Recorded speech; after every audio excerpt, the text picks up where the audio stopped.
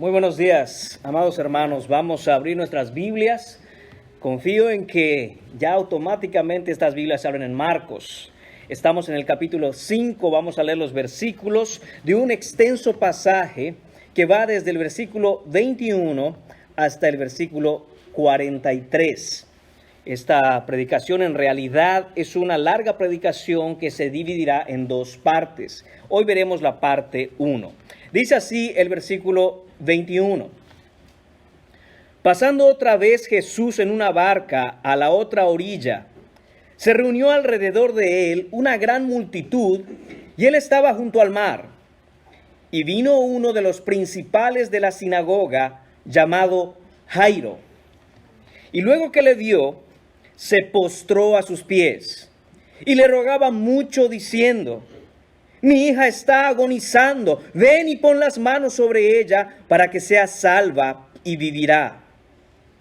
Fue pues con él, y le seguía una gran multitud y le apretaban. Pero una mujer que desde hacía 12 años padecía de flujo de sangre y había sufrido mucho de muchos médicos y gastado todo lo que tenía y nada había aprovechado, antes le iba peor, cuando oyó hablar de Jesús, vino por detrás entre la multitud y tocó su manto, porque decía: si tocare tan solamente su manto, seré salva. Y enseguida la fuente de su sangre se secó y sintió en el cuerpo que estaba sana de aquel azote. Luego Jesús, conociendo en sí mismo el poder que había salido de él, y volviéndose a la multitud, dijo: ¿Quién ha tocado mis vestidos? Sus discípulos le dijeron: ¿ves que la multitud te aprieta y dices: ¿quién me ha tocado? Pero él miraba alrededor para ver quién había hecho esto. Entonces la mujer, temiendo y temblando, sabiendo lo que en ella había sido hecho, vino y se postró delante de él y le dijo toda la verdad. Y él le dijo: hija, tu fe te ha hecho salva. Ve en paz y queda sana de tu azote. Mientras él aún hablaba, vinieron de casa del principal de la sinagoga diciendo: tu hija ha muerto. ¿Para qué molestas más al maestro? Pero Jesús, luego que oyó lo que se decía, dijo al principal de la sinagoga: no temas, cree solamente. Y no permitió que le siguiese nadie, sino Pedro, Jacobo y Juan, hermano de Jacobo. Y vino a casa del principal de la sinagoga, y vio el alboroto y a los que lloraban y lamentaban mucho, y entrando les dijo: ¿por qué alborotáis y lloráis? La niña no está muerta, sino duerme. Y se burlaban de él. Mas él, echando fuera a todos, tomó al padre y a la madre de la niña y a los que estaban con él, y entró donde estaba la niña. Y tomando la mano de la niña le dijo: Talita cumi, que traducido es: niña, a ti te digo, levántate. Y luego la niña se levantó y andaba, pues tenía 12 años, y se espantaron grandemente. Pero él les mandó mucho que nadie lo supiese, y dijo que se le diese de comer. Oremos. Gracias, Señor, te damos en esta mañana por tu misericordia, Padre, por darnos la oportunidad, por proveer todos los medios para estar reunidos en tu nombre, para estar, Señor, como tu cuerpo, Señor, queriendo de ti, Padre, necesitando de ti. Gracias, Señor, por ser compasivo.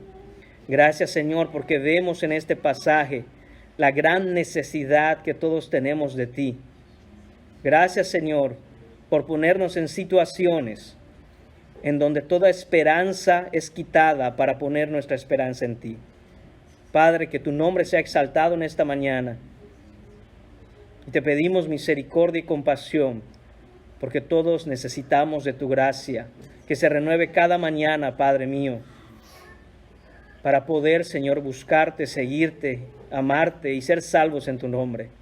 Te lo pedimos en el precioso nombre de Jesús. Amén. Pueden tomar asiento, hermanos míos. Como dije, esta predicación estará dividida en dos partes. Hoy estaremos viendo la parte 1 que se titula Jesús, el Señor compasivo, Señor sobre la enfermedad. Hemos visto ya, hermanos míos, dos diferentes pasajes en donde se ve el señorío de Jesucristo, primero encima de la creación, cuando vimos que Jesús calma la tempestad. Él está en dominio de toda su creación, Él está en absoluto dominio y enseñorea este dominio sobre todo lo que Él creó. También vimos al inicio del capítulo 5 la potestad y el señorío de Jesucristo sobre los demonios. Vamos a pasar hoy a ver, como dije, este extenso pasaje en dos partes. Primero viendo a Jesús en su señorío sobre la enfermedad. Lo que vemos en este pasaje, hermanos míos, no solo es el señorío de Cristo sobre la enfermedad, sino la muestra de su amor y compasión por pecadores afligidos que le buscan con un corazón lleno de fe. Qué diferente es, amados hermanos, Jesús, verdadero hombre y verdadero Dios, de los dioses paganos, de las soluciones humanas, de lo que el mundo ofrece. Estos dioses paganos que aún están entre nosotros hoy, en diferentes formas, en diferentes aspectos, son representados como dioses terribles, siempre sedientos de sangre y demandando una adoración de la que no son dignos ni se merecen. Son distantes del ser humano, son apáticos e insensibles, porque son inventos de las mentes humanas, de pecadores, de hombres caídos. Los paganos creían que si los dioses se preocupaban por la condición del hombre, esto sería una debilidad en ellos y entonces no serían dioses. Pero no el Dios verdadero, el Dios de la Biblia, no Jesucristo, que es Dios lleno de compasión y misericordia. La muestra del poder de Dios, mis hermanos, siempre está ligada a la muestra de su increíble y eterno amor por nosotros. Esto es lo que vemos en la cruz del Calvario. Si nosotros queremos entender el poder de Dios, si nosotros queremos entender la profundidad de la ira de Dios sobre el pecador, tenemos que ver la cruz. Pero al mismo tiempo, en esa cruz vemos también la profundidad de su eterno amor. Eso es lo que vemos, hermanos míos, en esta mañana. Vemos que quizá externamente somos muy diferentes, pero en el fondo todos somos iguales. En este relato vemos cómo el dolor y el sufrimiento muestra la condición humana, que es igual no importando las condiciones externas. El dolor, la aflicción, el sufrimiento expone y demuestra que todos en el fondo somos exactamente lo mismo. Por un lado, vemos esta situación con una niña de 12 años. Por otro lado, vemos a una mujer sangrando por 12 años. Jairo, el padre de la niña, ha tenido 12 años de felicidad con su única hija. Lucas nos narra este mismo pasaje diciendo que era su hija única. Y Jairo le está pidiendo a Jesús, no me la quites. Mientras que esta mujer, 12 años ha tenido de aflicción y le pide a Jesús, quítame esto. Jairo llega de rodillas a Jesús y se va caminando con él, mientras que la mujer viene caminando tras de Jesús y se va de rodillas. Hermanos míos, aparentemente, por un lado tenemos a Jairo, que es importante, tenemos a Jairo, que es un principal de la sinagoga. Por otro lado vemos a una mujer completamente desconocida. Pero ninguno de los dos sabe qué hacer. Tanto Jairo como esta mujer han llegado a un punto en su situación que lo han intentado quizá todo, pero nada ha funcionado. Y ahora tienen esta pregunta en mente: ¿qué voy a hacer? Y probablemente estás tú en esta mañana aquí sentado preguntando, ante la situación que enfrento en mi vida, ¿qué voy a hacer? Sin encontrar una solución, sin encontrar una alternativa, sin encontrar un poco de alivio a esta situación que te tiene como te tiene. Pero el punto, hermanos míos, es que no se trata de qué es lo que vamos a hacer. Porque la respuesta, hermanos, debemos entenderla claramente desde ya. No hay nada que puedas hacer. No tienes fuerzas para hacer lo que es necesario. La pregunta en realidad es, ¿a quién vas a ir? Esto es de lo que se dieron cuenta tanto Jairo como la mujer del flujo de sangre, que lo habían intentado todo. Habían tratado de usar los medios que tenían, los recursos de los que poseían, pero no habían logrado nada. Hasta que en su misericordia el Señor les muestra que no se trata de lo que han hecho, de lo que han intentado o lo que necesitan hacer, sino a quién van a ir. Jesús hace la diferencia. De nuevo, no por lo que hacemos, sino por lo que Él hace. No por nuestros esfuerzos, sino a quién vamos. Cristo ha venido a meterse en medio de los inmundos para limpiar su inmundicia y hacer limpios a quienes eran sucios. Esta es la situación, hermanos, que vamos a analizar en estos pasajes. Esta mañana vemos en el versículo 21 un contraste dramático con lo que había acontecido y que estudiamos el domingo pasado. En Gadara la gente le pedía a Jesús que se fuera de sus contornos. No querían a Jesús. Vete, por favor, le rogaban. Toma la balsa donde veniste, Jesús, métete en ella y vete de aquí. Pero ahora, cuando llegamos, hermanos míos, al versículo 21, vemos que Jesús, pasando otra vez en una barca a la otra orilla, se reunió alrededor de él una gran multitud. Mientras que en Gadara no lo querían, en Capernaum, al otro lado, les esperaba una multitud que querían estar alrededor de Jesús. Un contraste dramático, hermanos míos, de lo que debemos aprender, que igualmente, si tú eres cristiano, estos contrastes los vas a encontrar en tu vida. El mismo predicador, el mismo mensaje, los mismos discípulos, la misma palabra, el mismo evangelio. En un lado es odiado, es rechazado, mientras que en otro es buscado.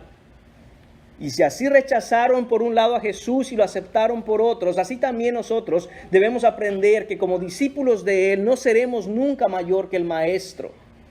En algunos lugares nos rechazarán, mientras que en otros lugares en donde hay necesidad de Dios, necesidad del Evangelio, y no es que no haya en todos los lugares, pero es que en algunos lugares, en algunos corazones, en algunas personas se han dado cuenta de esta necesidad, ahí es donde seremos recibidos. Vamos a empezar, hermanos, a mirar una porción específica. Marcos lo que hace aquí es meter un milagro en medio de otro milagro. Hoy no nos enfocaremos en Jairo.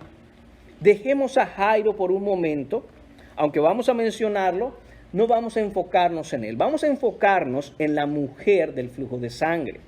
Dice el versículo 22, y vino uno de los principales de la sinagoga, es un hombre importante, rico, acomodado, llamado Jairo. Luego que le dio, se postró a sus pies, ahí está Jairo viniendo a él, y le rogaba mucho diciendo, mi hija está agonizando, tiene una hija, está a punto de morir, dice la Escritura, y él pide a Jesús que por favor vaya con él para que le imponga las manos y se salve. En esta situación estaba cuando de pronto, en el versículo 24, Marcos lo que hace es meter este milagro dentro de aquel milagro. Y dice, fue pues con él y le seguía una gran multitud y la apretaba. 25. Y aquí está el primer punto de nuestra mañana, la mujer desconocida, versículos 25 y 26. Veamos la situación de esta mujer. Pero una mujer, dice el versículo 25, esto es todo lo contrario de Jairo. No solo porque Jairo es hombre y es mujer, sino porque Jairo es importante, es reconocido, es adinerado, es acomodado, es famoso, es popular, es un principal en Capernaum, en una de las sinagogas. Por otro lado tenemos a esta mujer, no sabemos su nombre. Ella no es importante como Jairo, es pobre, es una mujer cualquiera, una cara más en la multitud. Y dice el texto, hacía 12 años padecía flujo de sangre. Esta mujer era una víctima de esta condición, sufría, se afligía. Era una situación muy dolorosa, tenía sangrados que no paraban, hemorragias incontrolables. Esta mujer estaba no solo sufriendo físicamente, sino que su condición también la hacía estar impura ceremonialmente. Si nosotros leemos Levítico, veremos las leyes que se tenían cuando las mujeres estaban en su tiempo menstrual. Esta mujer no solo estaba así, sino aún peor, porque estas hemorragias no paraban, no era algo natural, era una enfermedad, era una condición que la hacía estar en esta inmundicia siempre. Era considerada lo mismo que un leproso. Si tocaba algo, eso se volvía impuro. Si estaba alrededor de otras personas, esas personas quedaban impuras. Si usaba una silla, esa silla estaba inmunda. Esta es la condición de esta mujer. Ella era un anuncio o un letrero vivo, andante, un letrero humano que debía anunciar y dejar saber a todos la terrible naturaleza del pecado. Al igual que un leproso, si otras personas se querían acercar a ella porque no sabían que ella tenía esta condición, ella tenía que estar gritando: soy inmunda, no se acerque, soy inmunda. Esta situación es al mismo tiempo para esta mujer dolorosa y vergonzosa. No podía entrar en la sinagoga, no podía acercarse a adorar a Dios, no podía hacer absolutamente nada. Estaba excluida de toda cosa que en la sociedad se daba. Tenía que apartarse. Además, el versículo 26 dice: y había sufrido mucho de muchos médicos. Doctor tras doctor daban tal vez su mejor diagnóstico, tal vez su mejor medicamento, su mejor tratamiento. Nada servía. Lo interesante es que el texto dice que había sufrido mucho. Lo que quiere decir una de dos cosas. La primera, tal vez la habían engañado para quitarle lo poco que tenía. Tal vez los médicos le decían: prueba aquí, prueba esto, sabiendo que no iba a funcionar, pero no querían desaprovechar la oportunidad de hacerse de algo de dinero. O por otro lado, quizá los médicos con buenas intenciones hacían su mejor esfuerzo para curarla y ella se emocionaba. Ella cobraba ánimo solo para decepcionarse de nuevo y cada vez más, porque no encontraba mejoría. Dice el texto: nada había aprovechado, antes le iba peor. Esto es, que no había provecho alguno en todos los tratamientos que ella utilizaba o a los que ella acudía. No funcionaba absolutamente nada. Esta mujer está sin ayuda, sin dinero, sin salud, sin poder recurrir a nadie, sin esperanza, sin vida, sin nada. La situación de esta mujer, hermanos míos, es tan triste y desesperanzadora. No puede estar cerca, si tenía marido, de su marido. Probablemente después de 12 años el marido la había repudiado y la había abandonado. No podía estar cerca de sus hijos si es que los tenía. Estaba absolutamente sola. Es tan frustrante, está llena de aflicción y dolor. Y cuando vemos a esta mujer debemos preguntarnos: ¿qué hay de nosotros? ¿Qué hay contigo hoy que estás aquí en esta mañana sentado? ¿Cómo estás? ¿Cómo estás espiritualmente? A veces necesitamos, y escúchenme bien con esto, necesitamos estar en una situación como lo está esta mujer antes de venir a Jesús verdaderamente, de venir a Jesús genuinamente, de venir a Jesús con una fe real y genuina. A veces, hermanos míos, lo peor que a algunas personas les puede pasar es tenerlo todo. No tener necesidad de nada. Estirar la mano y recibir y recibir y recibir y nunca sufrir. Porque así la confianza de una persona en esta situación empieza a crecer en aquello que recibe y su fe está en lo que tiene. Hermanos míos, esa fe no sirve de absolutamente nada, porque esa fe no está en Cristo. Pero la aflicción tiene el propósito de traernos a Él. La aflicción muchas veces es el instrumento que Jesús utiliza para traernos a Él. Como dijo Charles Spurgeon: he aprendido a amar las olas que me golpean contra la roca de mi salvación. Y muchas veces, hermanos míos, esos conflictos, esas aflicciones, esos problemas son los que nos arrastran como esas olas a golpearnos alrededor de Jesús para buscarle a Él. El sufrimiento tiene la intención de arraigar nuestra fe en Él. Lo voy a ser muy directo con esto.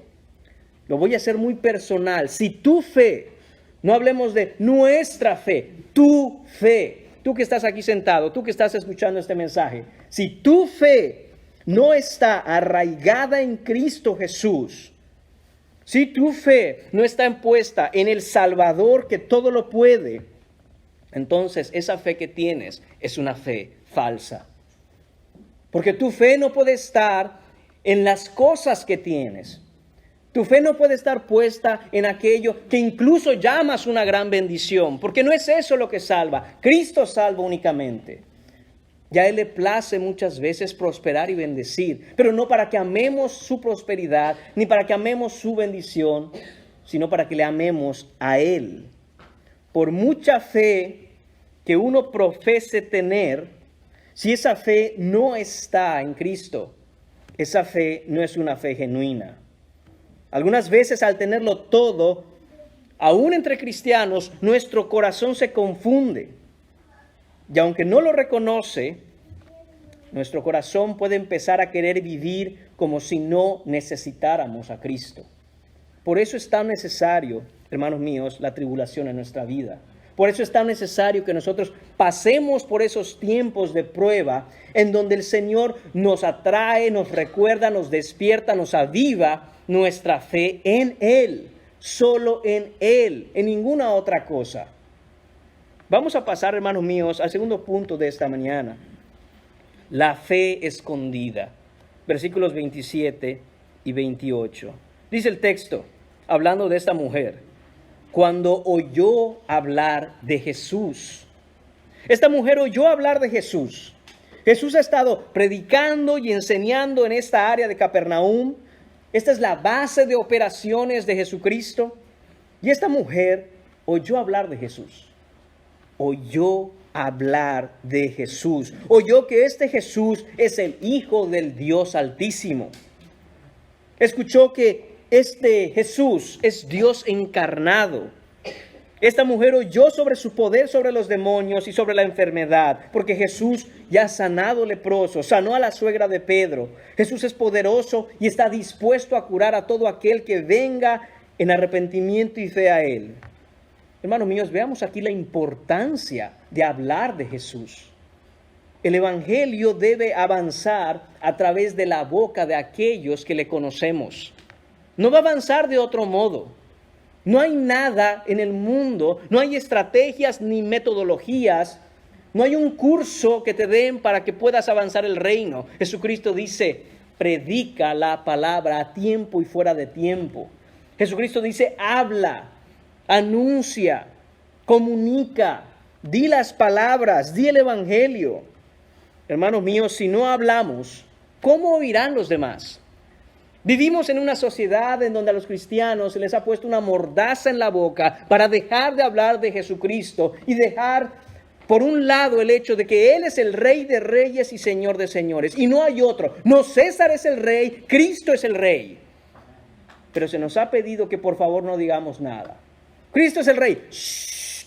No, Cristo es el Rey. No podemos parar de proclamar su señorío sobre toda la creación.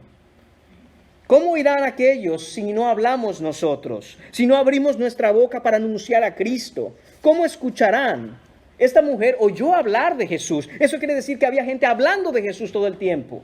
Sino cómo esta mujer llegó a oír acerca de Jesús. Noten estas dos acciones, oír y hablar.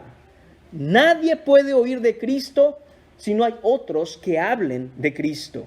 Y nadie puede hablar de Cristo sin antes haber oído acerca de Él. El reino de Dios, amados hermanos, avanza por la palabra. No avanza a través de actividades lúdicas. No avanza a través de eventos en donde hacemos todo menos predicar la palabra. No avanza con máquinas de humo en el servicio, con luces, con conciertos. Nada de eso avanza el reino. Lo que lo avanza es la predicación de su palabra. El reino de Dios es avanzado y establecido por la palabra de Jesucristo.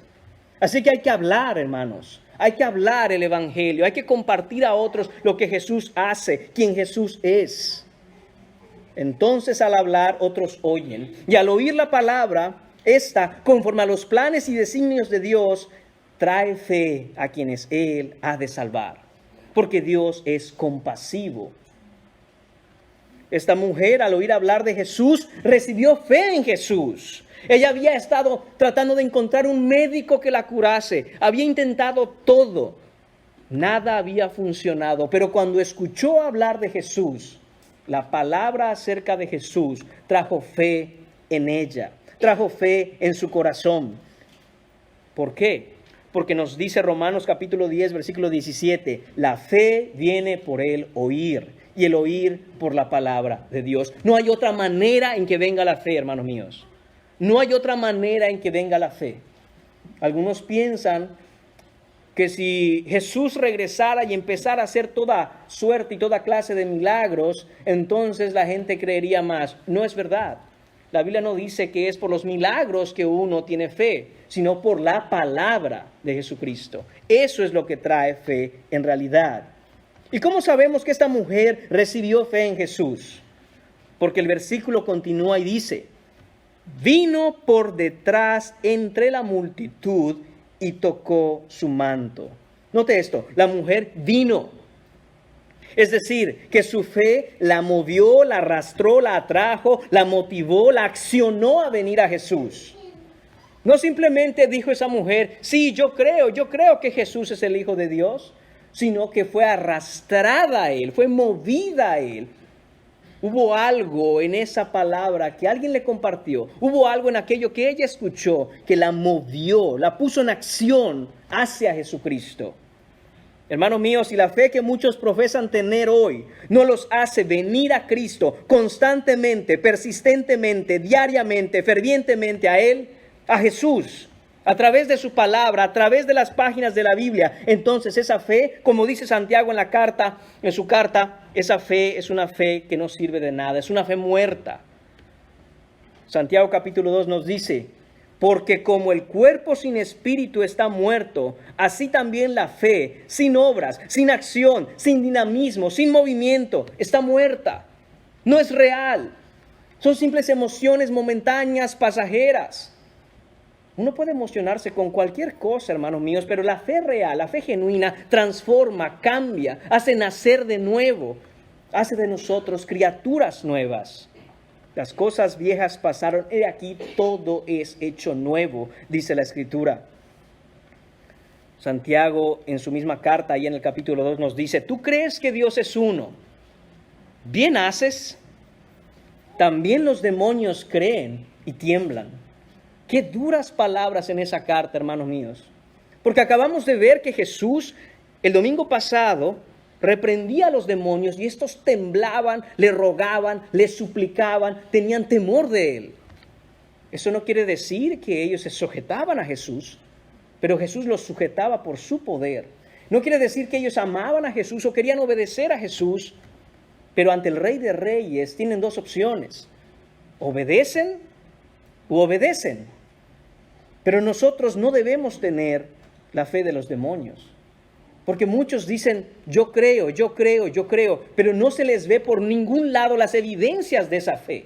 No se les ve por ningún lado una transformación real, una nueva vida, vida eterna, gozo, paz, amor, paciencia, benignidad, bondad, fe. No se ve el fruto del Espíritu, aunque dicen creer y creer.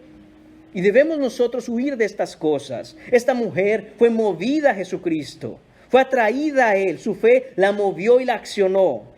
Esta mujer tuvo una fe que mueve, la fe que impulsa, la fe que no está centrada en el es que yo creo, sino en Él, voy a ir a Él. Esta mujer sabía perfectamente su condición. Ella sabía perfectamente que no es nada, no es nadie, es inmunda, no es aceptada. Pero Él es capaz, no yo. Versículo 28 dice, porque decía, si tocare tan solamente su manto, seré salva. Qué palabras, hermanos míos, cuando las analizamos.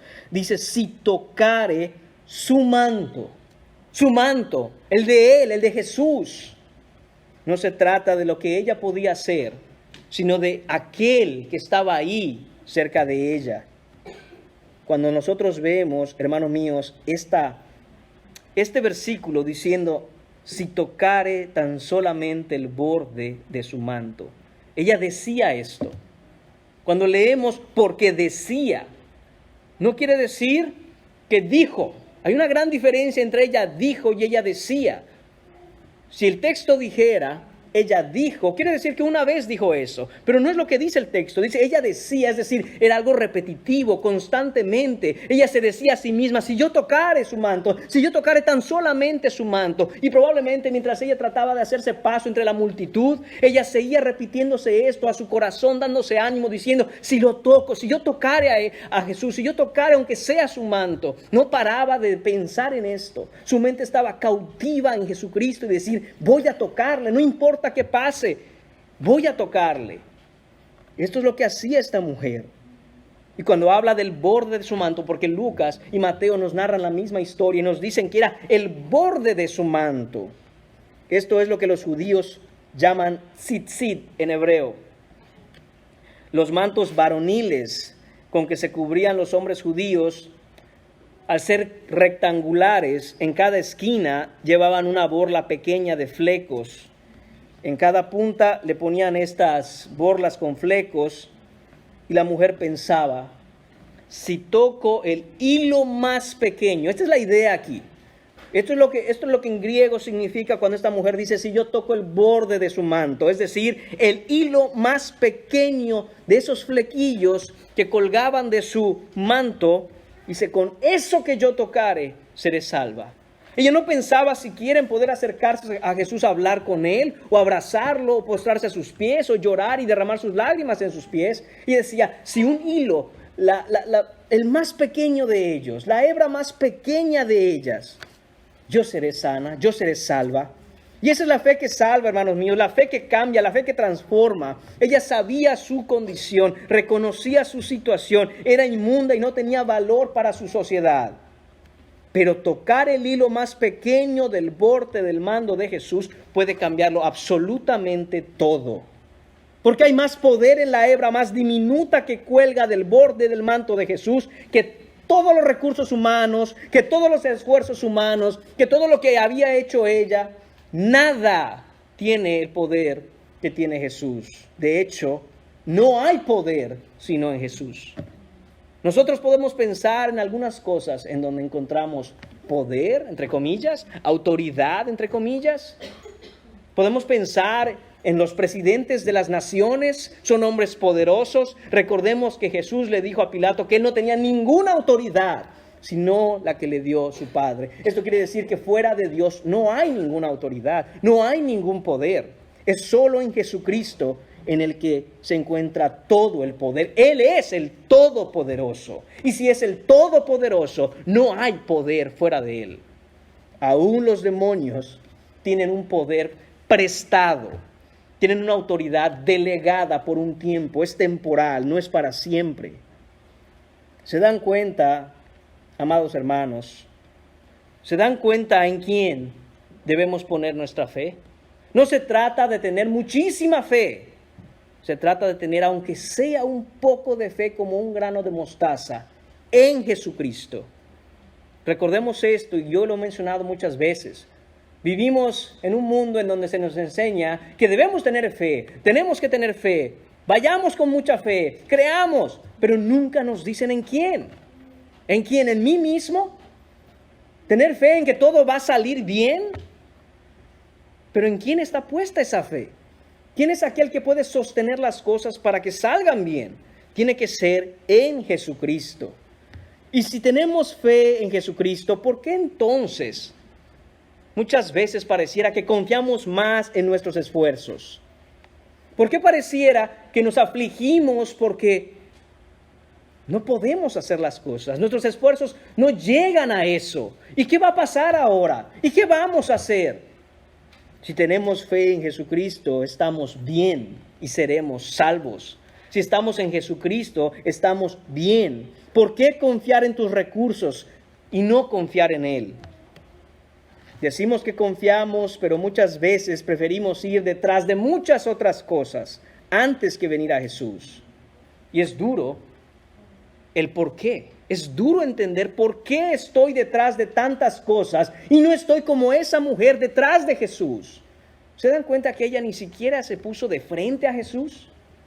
Decía ella, si yo pudiera tocarle, vino detrás de Jesús. La idea aquí es que ella estaba intentando llegar a Jesús y en ese momento él empieza a acompañar a Jairo y ella piensa, si logro ponerme en la posición correcta, cuando él pase, lo voy a tocar. Ella quería estar tras de Jesús. Y nosotros detrás de qué cosas estamos, hermanos. Detrás de qué cosas nosotros vivimos. ¿Qué cosa perseguimos? ¿Para qué vives? ¿Para qué te despiertas todos los días? ¿Es para seguir a Jesús o seguir tus sueños, tus metas, tus anhelos? Para autorrealizarte. No de eso se trata la vida. Se trata de seguir a Jesús donde Él vaya, con quien Él vaya, hacer lo que Él haga. Nosotros debemos ir con Él. No le seguimos muchas veces, hermanos, porque nuestra confianza, porque tu confianza, si tú no estás siguiendo a Jesús, está puesta en aquello, cualquier cosa que sea, que has suplantado a Cristo, aquello que persigues. Esta mujer venía atrás de Jesús porque confiaba y tenía fe en Jesús. ¿Detrás de qué andas tú, amado hermano, amada hermana, amigo mío, amiga mía? ¿Has identificado detrás de qué andas? ¿Cuál es tu objetivo? ¿En qué estás concentrado o concentrada? ¿Qué es lo que tratas de lograr en lo que sea que Dios te dé de vida en esta tierra? Cuando mueras, ¿cuál fue tu objetivo de haber vivido? ¿Avanzar el reino de Dios? ¿Predicar el evangelio y que otros vengan arrepentidos en fe a tener vida eterna? Porque déjame decirte, para eso es que Jesús nos salva y nos mantiene aquí. ¿Qué razón tendría Jesús para salvarnos y una vez salvos dejarnos en esta tierra? ¿Cuál sería la razón?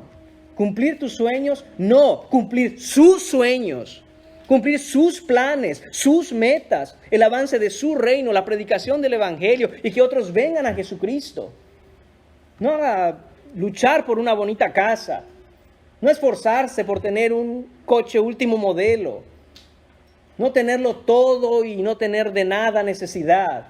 Recuerden aquel hombre que vivió así, hizo más grandes sus graneros y decía, regocíjate alma mía que de nada tienes necesidad. Y el Señor le dijo, necio, esta misma noche vienen a pedirte tu alma y todo lo que has conseguido, ¿de quién será? ¿O cuánto pagará el hombre por su alma? Hermanos míos, amigos míos, debemos hacernos esta pregunta. ¿Cuánto vas a pagar tú por tu alma? ¿Hay algo que tengas que pueda pagar tu alma? Porque ese es el punto de la pregunta de Jesús en ese pasaje. No es que se pueda pagar por la salvación del alma, sino hacer exactamente lo contrario, mostrarte que no hay absolutamente nada con lo que tú puedas comprar el salvar tu alma del infierno. No hay nada, solo la fe en Jesucristo. ¿Cuál fue el resultado de esta fe, mis hermanos? Hasta ahora esta fe ha sido escondida. Esta mujer quería tocar a Jesús, no decirle a nadie. Tenía esa fe de que si yo toco al Santo de Dios, yo voy a ser sana de esta aflicción, yo voy a ser salva. Está escondida. En el versículo 29 dice, enseguida la fuente de su sangre se secó y sintió en el cuerpo que estaba sana de aquel azote. Imaginen esa escena, mis hermanos.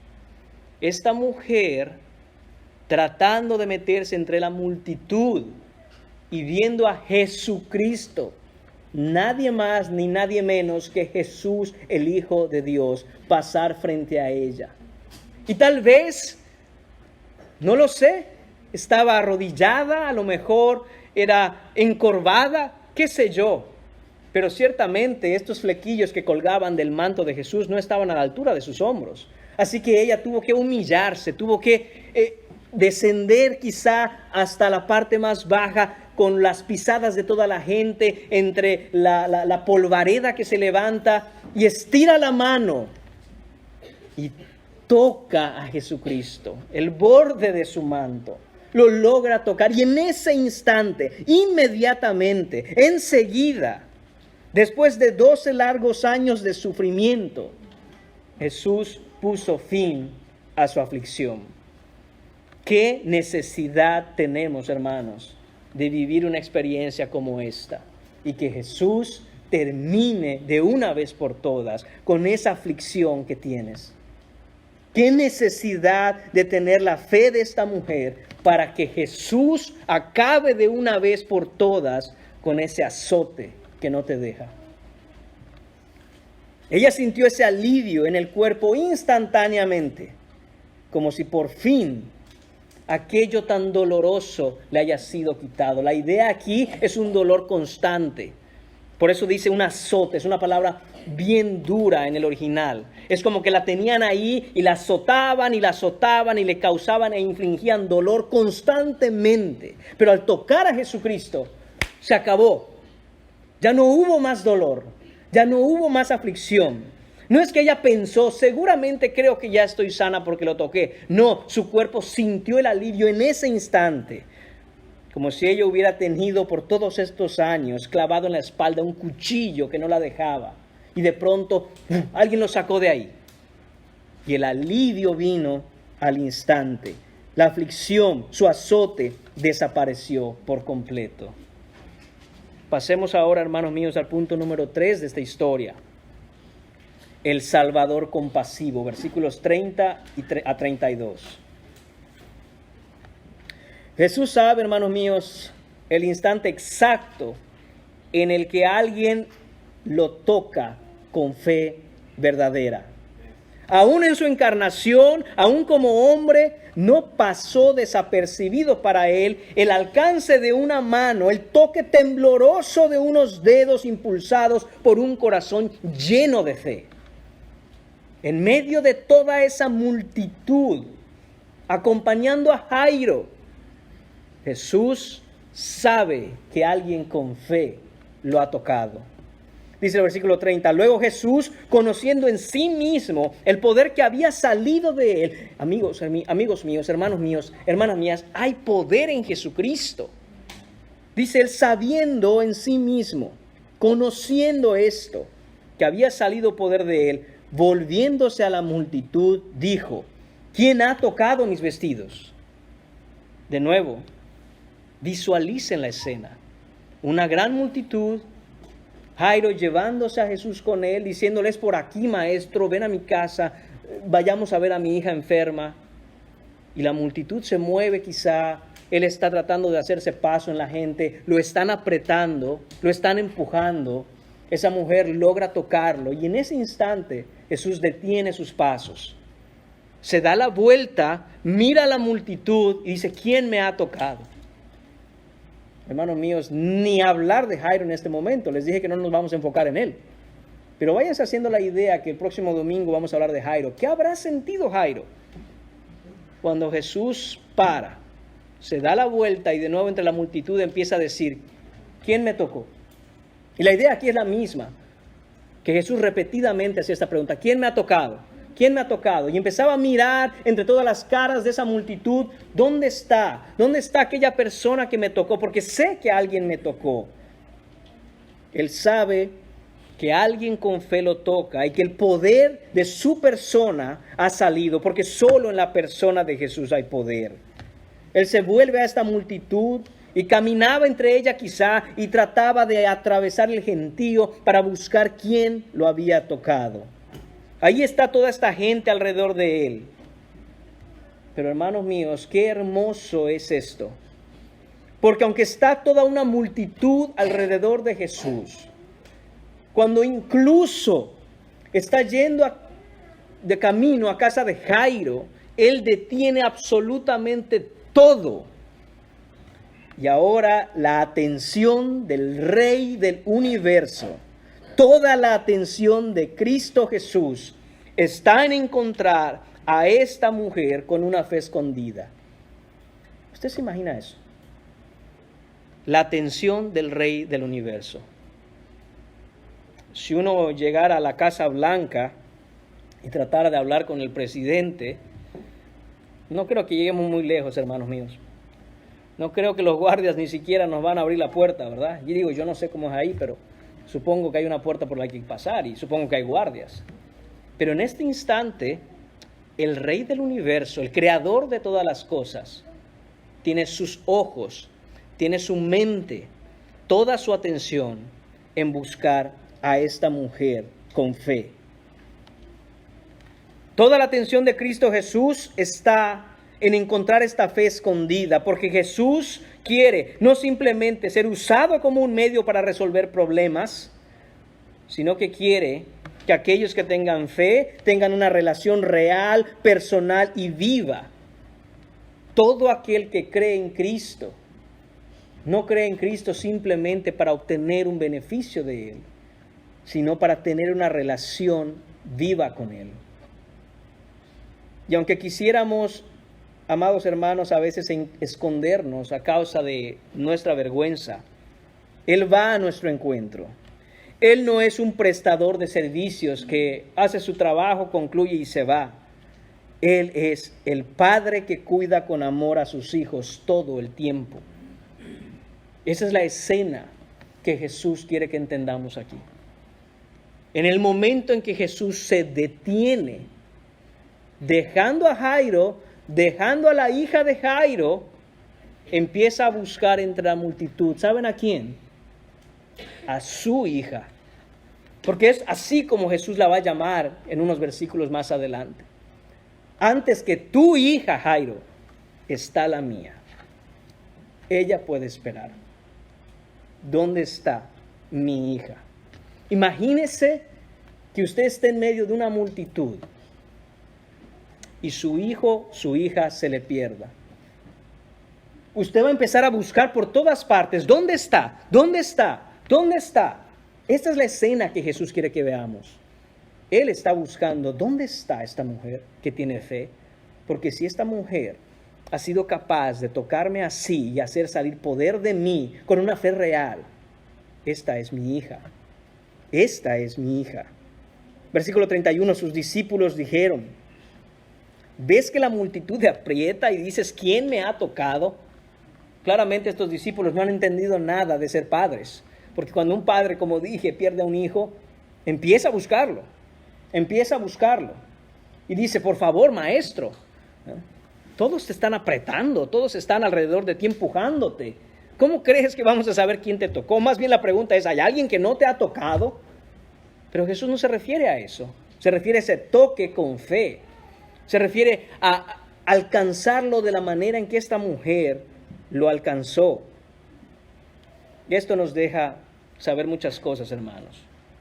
Porque ante la pregunta de Pedro, en realidad no dice que es Pedro, hermanos, pero conociendo a Pedro, muy altamente probable fue Pedro quien dijo esto. ¿Cómo te atreves a preguntar, Jesús, quién fue? Pero nos enseña algo bien importante, hermanos, que podemos estar en la multitud que rodea a Jesús, podemos estar en la multitud apretando a Jesús, podemos estar ahí en medio de los demás que quieren estar con Jesús y te puedes identificar con la iglesia o con la etiqueta de cristiano. Puedes andar alrededor de los discípulos de Jesús, pero eso no significa absolutamente nada. Solo la fe genuina en Cristo transformará tu vida como esta mujer acaba de ser transformada por el poder de Jesucristo. Y esto, hermanos míos, debe quedarnos muy claro, aunque es muy duro. La falta de una verdadera transformación es la evidencia innegable de la carencia de una verdadera fe. No importa cuánto digas yo creo, yo creo, yo creo. Sin la evidencia transformadora del poder de Jesucristo en tu vida, déjame decirte algo. Tú necesitas nacer de nuevo.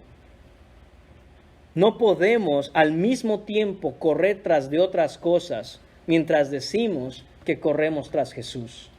Porque o corremos para la derecha o para la izquierda, pero no se puede correr hacia los dos lados al mismo tiempo. Dijo Jesucristo, ¿estás conmigo o en contra de mí? Nadie puede tener dos amos. Es imposible. Mientras tengamos un corazón para otras cosas, no tendremos un corazón para Cristo. No importa si andas entre la multitud alrededor de Él, lo importante, lo que transformará tu vida, lo que transformará tu alma, es extender la mano para tocarlo y recibir poder de Él. ¿Cómo se hace esto? ¿Cómo extiendo mi mano a Jesús para recibir poder de Él? Hermanos míos, ustedes saben que no somos místicos, ni mágicos, ni nada por el estilo. No hablo de cosas sobrenaturales, como si un día nos vamos a levantar y la fe nos va a caer del cielo. No, hermanos míos, hablo de ser consistente y ferviente en el estudio de la Escritura, acompañado de oración constante y persistente, para aprender a poner por obra, por el poder del Espíritu Santo, lo que Jesús ha enseñado en su palabra. Eso es lo que va a transformar tu vida. No que un día sentiste esto o aquello. De nuevo, podemos sentir muchas cosas. La pregunta es, ¿qué está escrito? ¿Qué dice la Escritura? ¿Qué dice la palabra? Y la siguiente pregunta es, ¿estás poniendo por obra lo que está escrito? De nuevo, si leemos Santiago, nos va a doler, pero es necesario. No seamos oidores olvidadizos, porque nos engañamos a nosotros mismos. Debemos aprender a poner por obra. Dice el versículo 32, pero él miraba alrededor para ver quién había hecho esto. Ahí está Jesús. Continúa buscando, continúa tratando de ver dónde está esta mujer. Los ojos de Dios buscaban mirar en los ojos de esta mujer. Nadie más de la multitud le importaba en este momento. Los ojos de Dios buscan siempre mirar, meterse, profundizar en el amor que Él tiene para sus hijos y hacerlo ver en los ojos de un corazón con fe. Hermanos míos, si entendiéramos esto, que el Dios del universo quiere mirar en nuestros ojos para poner fe, para levantar nuestro corazón afligido, para fortalecer nuestra confianza en Él. Los ojos de amor de Dios buscan mirar tus ojos, hermano mía, hermana mía, si tú eres cristiano. Entonces, ¿por qué te afliges? Entonces, ¿por qué entristeces tu alma? Si los ojos de Dios están sobre ti, levanta entonces tu mirada con confianza y espera en Él. Espera en Él. ¿Acaso crees que Él no tendrá cuidado de ti? En Mateo capítulo 6 vemos claramente que Jesús habla de no afanarse. Pero qué interesante que Él hace una comparación. Mira a los pájaros del campo. Ellos no trabajan. Ellos no tienen graneros para guardar su comida. Y dice, y mi Padre que está en los cielos, dice Jesús, los alimenta. Vuestro Padre. Y qué interesante que Jesús dice, ¿no valen vosotros más que unos pájaros? ¿Por qué la aflicción cuando tenemos los ojos de nuestro Padre sobre nosotros todo el tiempo? ¿O acaso piensas que Él no puede tener cuidado de ti? ¿Acaso piensas que Él no es poderoso para hacer todo lo que Él quiere? ¿Acaso piensas que se ha olvidado de ti? No se ha olvidado de ti. Él es el Padre bueno. Y si Él tiene que dejar a Jairo y a su hija para después, para buscar a la suya, lo hará. Así como puede dejar en ese instante cualquier otra cosa para escuchar tus ruegos y tu necesidad. Jesús no está muy ocupado tratando de sostener el universo. Él puede sostener el universo y escuchar todas las oraciones de sus hijos, como si tú fueras el único que estuviera orando. ¡Qué impresionante! ¿Cuántas personas estarán de rodillas orando al mismo tiempo que nosotros? Y uno pudiera pensar, ¿cómo Jesús puede tener, si acaso, las ganas, la disposición o el tiempo para escuchar mis oraciones? Él lo hace, Él puede, Él es todopoderoso para estar ahí sin distraerse, escuchando cada palabra que dices y secando cada una de las lágrimas que derramas. Así que no nos escondamos más, no te escondas más. Esta mujer tenía una fe escondida, pero ahora Jesús la va a encontrar y le va a decir, la fe no puede ser escondida. Recordemos pasajes anteriores que ya hemos estudiado. Somos la luz del mundo. No nos ponemos debajo de la cama ni debajo de un almud, sino encima del candelero. Y esto es lo que Jesús quiere que esta mujer haga. No te escondas. Y quisiera yo, y mi oración es Que tu fe no sea una fe escondida. Que si hoy el Señor está hablando a tu corazón, sea hoy el día en que tu fe sea una fe a todas luces. Y que vengas y digas, yo quiero ser cristiano. Yo necesito salvación. Yo necesito a Cristo Jesús verdaderamente, de manera transformadora. De manera que ya no es algo escondido, no es algo que yo creo, sino que todos pueden ver como una luz que irradia donde sea que va. Eso, hermanos míos, nos lleva al último punto de esta mañana. La fe revelada. Versículos 33 y 34. Dice el versículo 33. Entonces la mujer, temiendo y temblando, sabiendo lo que en ella había sido hecho, vino y se postró delante de él y dijo toda la verdad. Noten esto, amados hermanos, temiendo y temblando. Ella tiene miedo. Ahora tendrá que explicar todo lo que ha acontecido. Ahora ya no se puede esconder en la multitud. Jesús la ha encontrado. Jesús la tiene ahora de frente.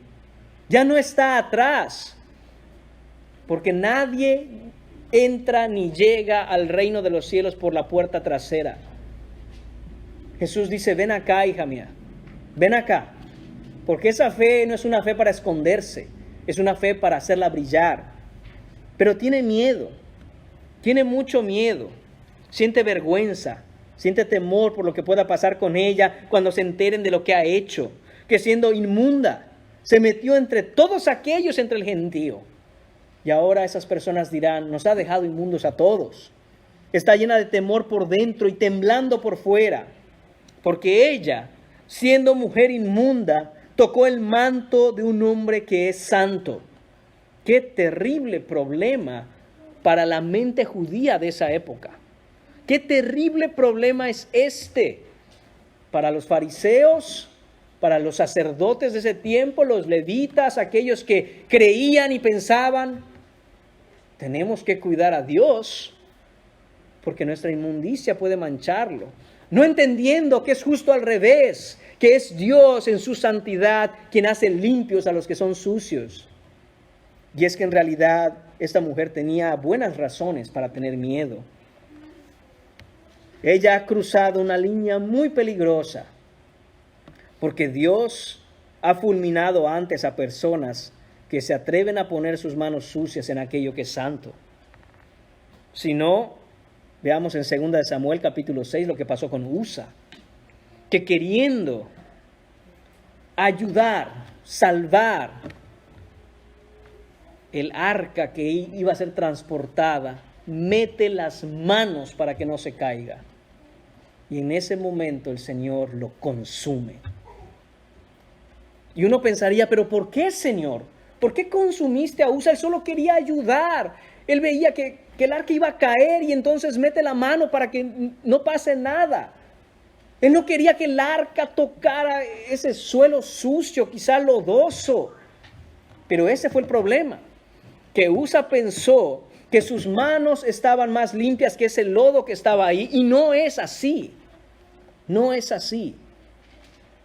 Además, podemos ver en Levítico capítulo 10 lo que sucedió con Nadab y Abiú, los hijos de Aarón. Se les ocurre a estos muchachos hacer algo nuevo. Se les ocurre a estos muchachos nuevas formas de adoración. Se les ocurre a estos muchachos que no pasa nada si durante el tiempo de adoración hacemos algo que la Escritura no manda. Ofrecen fuego extraño y Dios los consume. Imaginemos entonces el temor de esta mujer.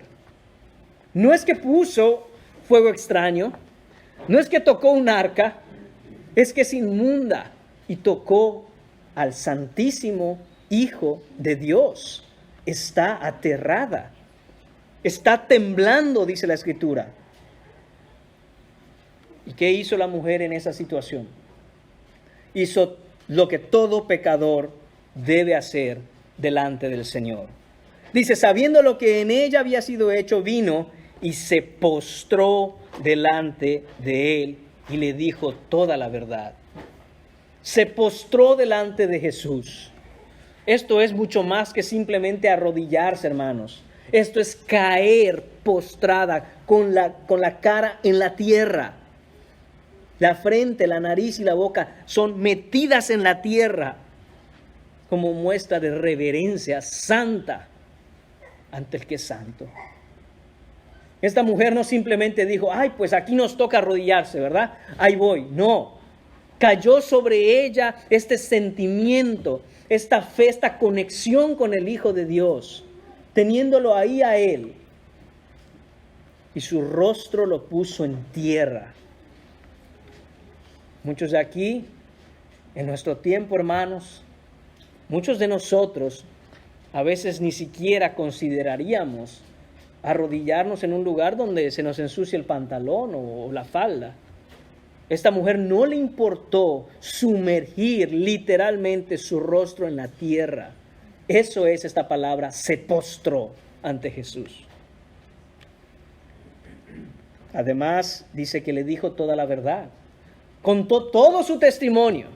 ¿Cómo sabemos que esta mujer había pasado 12 años con el flujo? ¿Cómo sabemos que ella había tratado de ir con diferentes doctores y nada la había ayudado? ¿Cómo sabemos? ¿Cómo Marcos empieza a narrar todo esto? Porque en ese instante esta mujer le dijo toda la verdad. Empezó a narrar toda su historia, todo su testimonio. Esto sucedió así, miren, y empieza a hablar. Yo no creo que le tomó 2 minutos. Si usted ha escuchado el testimonio de alguien cuando se enciende a contar su testimonio, hombre, a veces hay que decirle cuándo acaba la película. Pues aquí, hermanos míos, esta mujer le contó todo a Jesús, absolutamente todo. Y no pierda en su mente, hermanos míos, a Jairo. Ahí lo tenemos. Ahí está Jairo, mirando todo esto y pensando en su hija. Pensando en su hija. Y pensando, Jesús, por favor, esta mujer ha sangrado 12 años, no se va a morir, la mía sí. Pero Jesús diciendo, sí, pero esta es mi hija. La tuya, tranquilo, esperará un momento más. Hermanos, qué importante es no silenciar lo que el Señor ha hecho en nuestra vida. Qué importante es hablar de las cosas que Dios ha hecho en nuestro existir.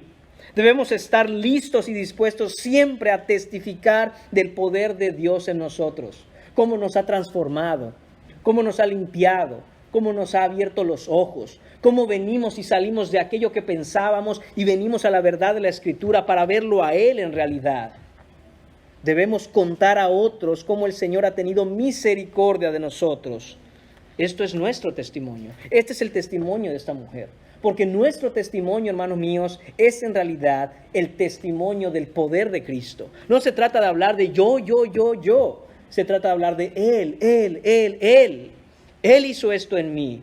Él hizo esto también en mí. Él me sacó de esto. Él perdonó mis pecados. Él me está santificando. Yo estaba igual de perdido, pero ahora Él ha abierto mis ojos y me ha mostrado el camino. Debemos nosotros siempre, con confianza, hablar nuestro testimonio y testificar a favor del poder de Cristo. Muchas veces nos avergonzamos como esta mujer. Pero hermanos, es que es bíblico avergonzarse. Ezequiel capítulo 36 nos dice esto. Que el Señor traerá a nuestra memoria nuestros pecados y nos avergonzaremos de ellos. Pero eso no nos debe impedir decir, sí, así yo estaba. Sí, eso yo creía. Sí, así yo vivía, pero ahora en Cristo vivo así, creo así y ya no hago aquello que ahora cuando lo miro, qué vergüenza me da. A veces, soberanamente, Dios hace estas cosas, incluso a través de las redes sociales. No sé ustedes, hermanos, pero yo en más de una ocasión, de pronto, Facebook me dice, tus memorias, y veo esas fotos y digo, ¡ay, qué es esta porquería! Y las quiero quitar de ahí. Yo no era cristiano cuando eso. ¿Qué estaba yo haciendo? Y no quiero que nadie se entere.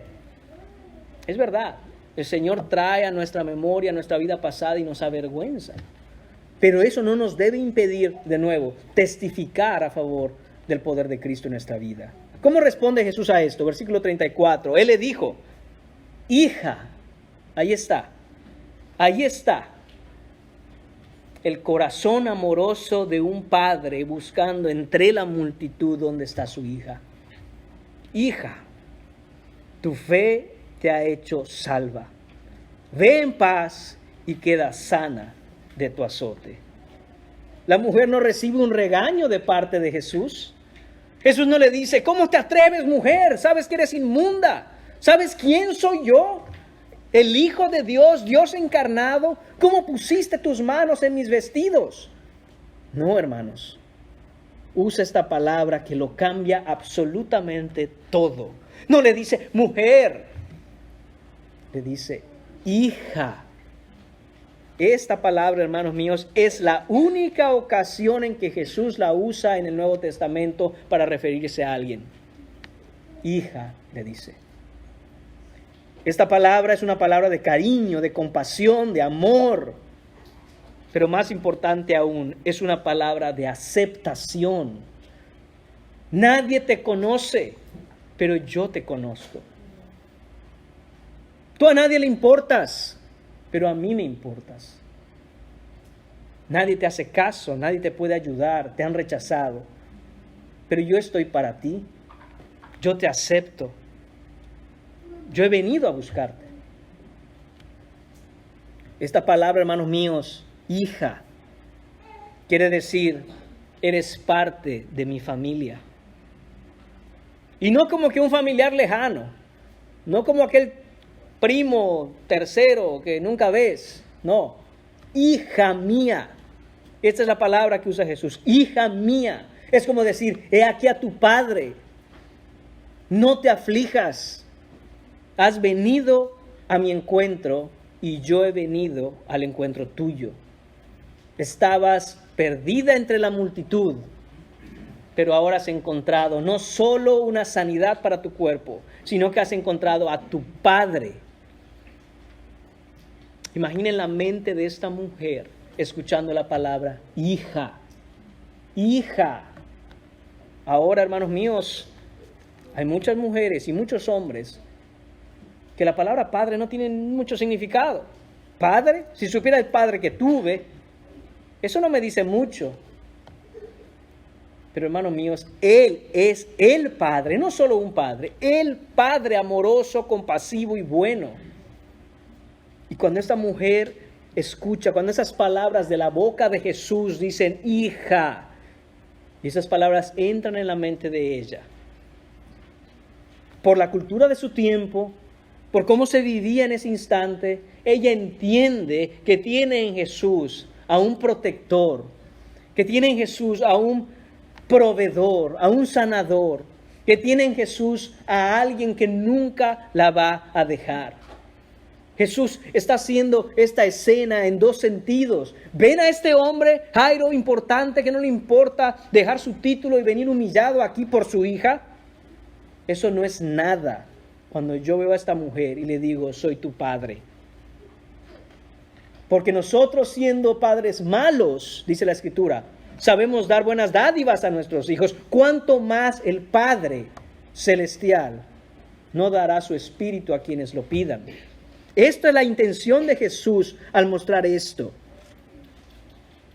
Ahora hay una nueva relación entre ella y Jesús. De ser una desconocida para todos, ahora es la hija del Rey del Universo. De ser antes rechazada, ahora es aceptada en la familia de Dios. Más allá de simplemente una sanación física, Jesús le dice, tu fe te salvó. Y esto hace referencia a la fe revelada. Ya no es una fe oculta de una desconocida, sino que ahora es la fe en el corazón de la hija de Dios. Es mi hija, dice Jesucristo. Y así a todos los que somos cristianos, hermana mía, hermano mío, no importa la dificultad que estés pasando, no importa la aflicción que estés pasando, no importa el desastre por el que estés pasando. Jesús dice, si tú eres cristiano y pones tu fe en Él, hija mía, hijo mío, me tienes a mí.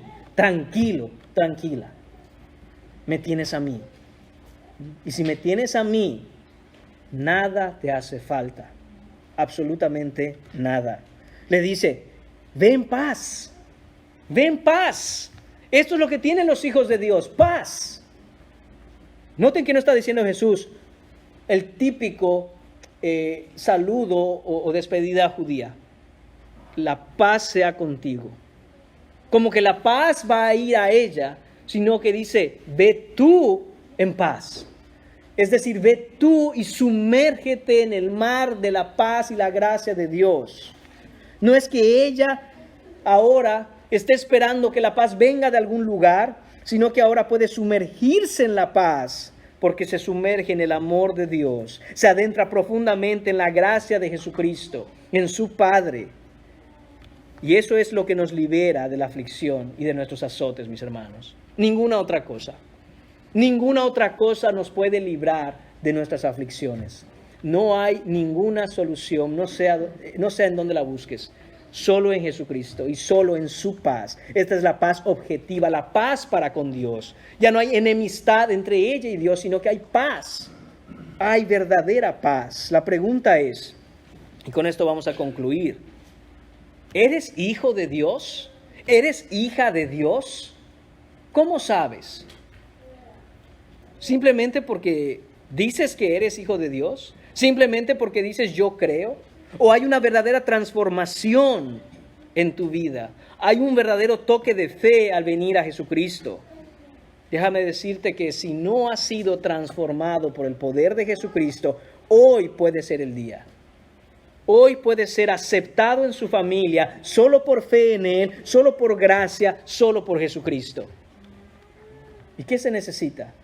Un corazón contrito y humillado que renuncia a absolutamente todo, lo deje atrás y diga, yo quiero seguir a Jesús. Yo necesito a Cristo. Yo necesito que mi vida sea una vida diferente.